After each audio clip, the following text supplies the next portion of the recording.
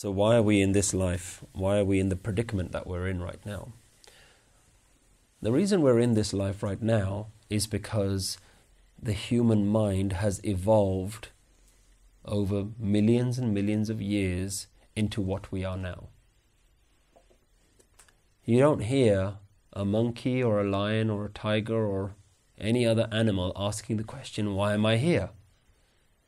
The question doesn't even occur to them. The capacity to think doesn't exist within them.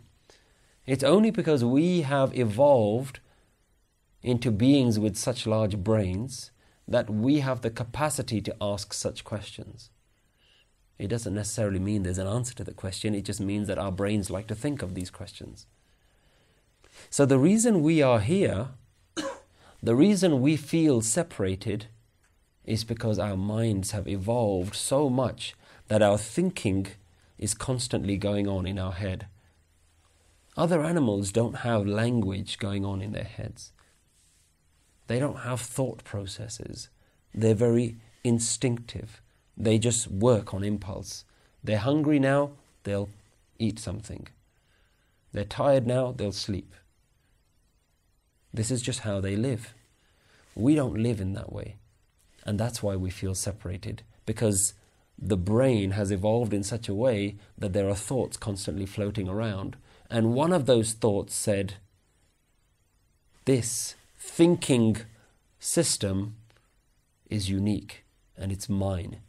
This idea of I is also just another thought. The reason we are here as humans right now is because our minds have evolved into the beings that we are. The reality is that we aren't separated. We aren't separate from the divine. And the way that question is phrased is as though there was this oneness, and he then got rid of all of his children and sent us down to earth. There was a God sitting in heaven, and he sent us down to earth.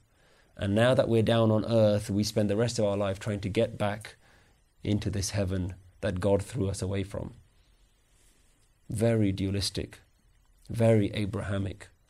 We have to break away from this way of thinking. Get rid of that God. That God has not done you any favors.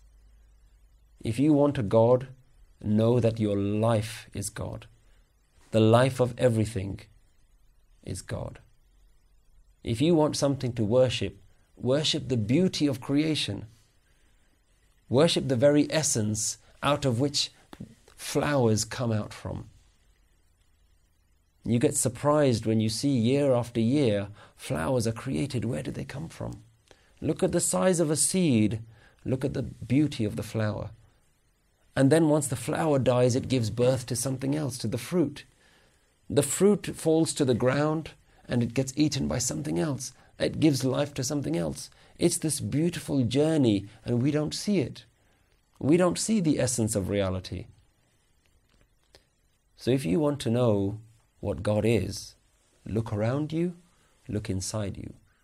That will give you the answer why you're here and what your purpose is in life.